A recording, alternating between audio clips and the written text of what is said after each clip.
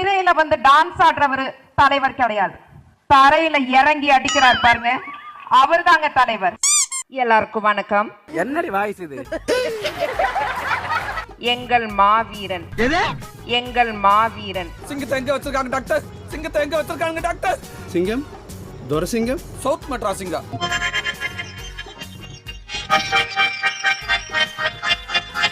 மாண்புமிகு அறநிலையத்துறை அமைச்சர்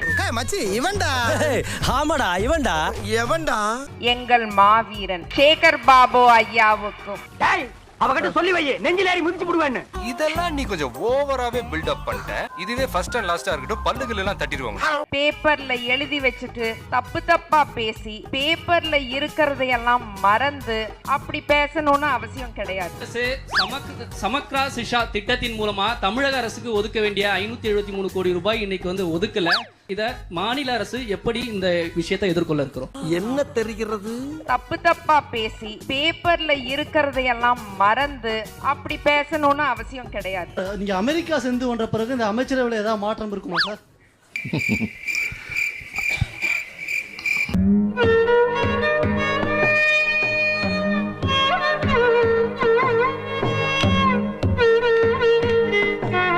நம்ம கத்தி பேச வேண்டாங்க, உண்மைய பேசினா போதும். மேடையில நின்னு பாட்டு பாடுறவர் தலைவர் கிடையாதுங்க. மாடி மேல மாடி கட்டி கோடி கோடி செத்து வச்ச கோமானே. Hello hello கவானே.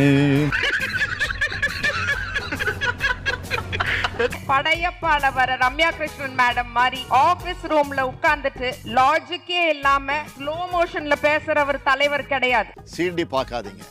திமுகவையோ திமுக காரணையோ சீண்டி பார்த்தா தாங்க மாட்டீங்க. காவல்துறை எதுக்குங்க இருக்காங்க? தெரியல. நான் அரசியலுக்கு வரணுங்கிற ஆர்வம் எங்கிருந்து ஆரம்பிச்சது அப்படின்னு ஒரு சுருக்கமா சொல்லலாம்னு நினைக்கிறேன். I was a slow learner. அதாவது எனக்கு புரிதல் கொஞ்சம் கம்மியா இருக்கும். நான் கொஞ்சம் மென்டல். எந்த நேரத்துல என்ன பண்ணுவேன்னு எனக்கே தெரியாது.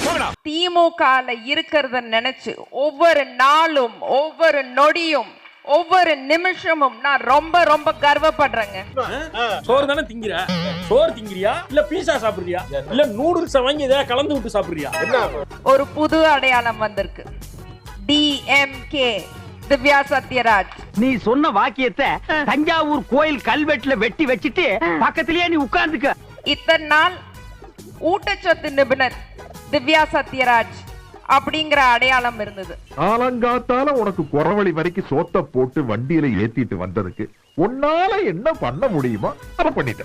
நம்ம மாண்புமிகு முதலமைச்சர் திரு மு.க. ஸ்டாலின் அவர்கள் பெண்களுக்கு எதிரா எந்த ஒரு வன்முறை நடந்தாலும் புடுங்கிருப்பாரு. அப்படியே ஒரே புடுங்க புடுங்கி இங்க நின்றுப்பாரு. வாய் என்ன வாயை வச்சுக்கிட்டு இது பேசுது. இண்டஸ்ட்ரி, அக்ரிகல்ச்சர், மருத்துவம், சுகாதாரம், பெண்களின் முன்னேற்றம், குழந்தைகளின் முன்னேற்றம்னு தொட்ட துறையிலெல்லாம் வெற்றி நம்ம திமுக கவர்மெண்ட்டுக்கு மட்டும்தாங்க இருக்கு. உழுகாதப்பா, புரட்டிடுவானுங்க. ஏன்னா நீ ஓடிடுவ, நான் தாட்டா மாட்டுவேன். மாண்புமிகு துணை முதலமைச்சர் திரு உதயநிதி ஸ்டாலின் அவர்கள், அவர் ஒரு அருமையான தலைவர். என்னமா ஃபீல் பண்ணி கூவுறான்டா அவன்? என்ன போய் ஒரு அருமையான தலைவர் இல்ல, வாங்குற காசுக்கு மேல கூறாடா கொய்யா. அவர் ஏன் அருமையான தலைவர்னா, மேடையில நின்னு பாட்டு பாடுறவர் தலைவர் கிடையாதுங்க. பைத்தியமாயவே ரொம்ப நேரம் நல்லா பேசிக்கிட்டான் ஐயா. திரையில வந்து டான்ஸ் ஆடுறவர் தலைவர் கிடையாது. தரையில இறங்கி அடிக்கிறார் பாருங்க, அவர் தாங்க தலைவர்.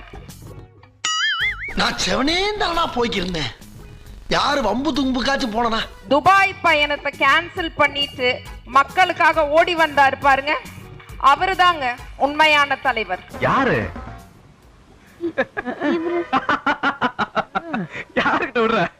தமிழன் பிரசன்னா அண்ணா, அவரு என்னோட ஹீரோ.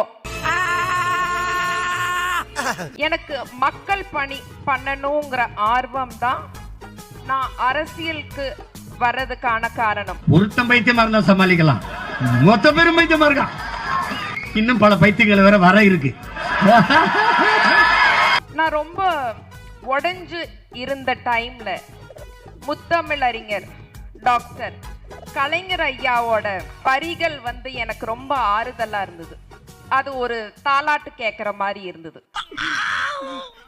நீ இல்ல வாங்குற காசுக்கு மேல கூறாடா கொய்யா. திமுகவுடன் சேர்ந்து மக்கள் பணி பண்ணணுங்கிறது அப்ப ஆரம்பிச்ச விஷயம்தான். அப்படின்னா நமக்கு ஒரு அடிமை சிக்கிட்டான்டா. அவன் இந்த ஊர் எல்லை தாண்டறதுக்குள்ள வளர்த்து பிடிக்கிறான். இத்தனை நாள் ஊட்டச்சத்து நிபுணர் திவ்யா சத்யராஜ் அப்படிங்கிற அடையாளம் இருந்தது. இப்போ ஒரு புது அடையாளம் வந்திருக்கு.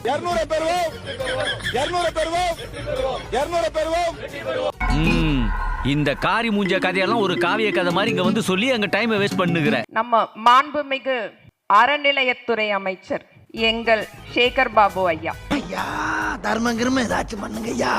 அடிச்சு பல்லலாம். எங்க அப்பா சொல்றாரு, அப்ப நான் அரசியலுக்கு வரல, நீ அரசியலுக்கு வந்தா சேகர் பாபு ஐயா மாதிரி இருக்கணும் அப்படிங்கிறாரு. உன்னை பத்தி எனக்கு நல்லா தெரியும். நீ உங்காலே விழுந்துட்டு அப்படியே இறங்கி ஓடு. அதுக்கு நான் சொன்னேன், அதெல்லாம் முடியாது. எப்படி ஒரே சூரியனோ ஒரே சேகர் பாபு ஐயா தான் இருக்க முடியும். அவர் மாதிரி யாருனாலையும் ஆக முடியாது.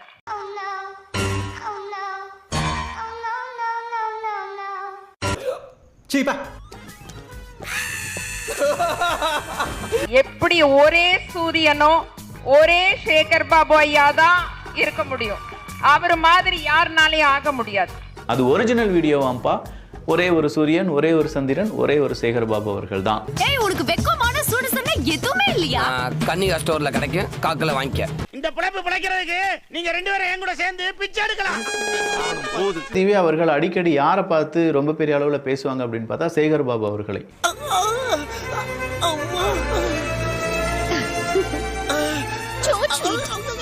சேகர் பாபு அவர்களை பார்த்து பிரமித்து நின்றேன். அவர் பேசுறத வாயை பொழுது நான் கேட்டுக்கிட்டே இருப்பேன். அவருடைய உழைப்பு வேற யாராலையுமே கொடுக்க முடியாது. அதுவும் இல்லாம அவர் மாதிரியான நபர் திமுகவுக்கு கிடைச்ச பொக்கிஷம். அவர் வரம், அவர் ஒரு வரப்பிரசாதம், அவர் மிகப்பெரிய மனிதர், அவர் ஒரு உழைப்பாளி எல்லாம் சொல்லிட்டேனா? அவங்க சொன்ன இதெல்லாம் அவங்க சொன்ன வார்த்தைகள் தான். டேய் டேய், இப்போ எவன்டா எச்சக்காரி துப்புனது? அட நீ இல்லப்பா, ஓ வாய்நாத்த எனக்கு தெரியாதா? அப்போ சேகர் பாபு அவர்கள் அப்படின்னு சொல்லும்போது நமக்கு இன்னொரு ஞாபகம் வரும். வேற யாருமே கிடையாது, மேயர் பிரியா அவர்கள் தான். உனக்கு முன்னால வேலைக்கு வந்தா நானு என்ன முந்தி போக பாக்குறியா? அண்ணனை எவனாவது அடிக்க வந்தா அவன் கையெடுக்கிற முதல் ஆள் நானு. எப்ப பார்த்தாலும் மேயர் பிரியா அவர்களை தனியா பார்க்க முடியாது, சேகர் பாபு அவர்களுடன் தான் பார்க்க முடியும்.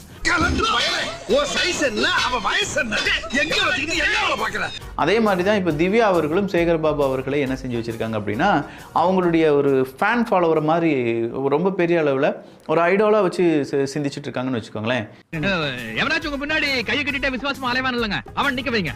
எங்கிட்ட யாரு கையை கட்டிட்டு இருந்தாரு? சேகர் பாபு அவர்கள் எப்படிப்பட்டவர் அப்படின்னு பார்த்தா திமுகவினுடைய குடும்பத்துக்கு ரொம்ப நெருக்கமானவர். அப்போ சேகர் பாபு அவர்களை பிடிச்சிட்டா திமுகல பெரிய அந்தஸ்துக்கு போயிடலாம் அப்படிங்கிறது ஒரு ஷார்ட்கட் மாதிரி. அந்த ஷார்ட்கட்டை இப்போ யார் கரெக்டாக பிடிச்சு வச்சிருக்காங்க அப்படின்னு பார்த்தா இந்த சத்யராஜ் அவர்களுடைய மகள் பிடிச்சு வச்சிருக்காங்க. இதுக்கான ஸ்கெட்சை போட்டு கொடுத்தது யாராக இருக்கும் அப்படின்னு கேட்டால் கண்டிப்பாக சத்யராஜ் அவர்களாகத்தான் இருக்கும் அப்படின்னு சொல்லப்படுகிறது. தப்பு பண்ற பெரிய மனுஷன் பூரா இப்படிதான் புச்சுக்கு புச்சுக்கு போடுவாங்களோ.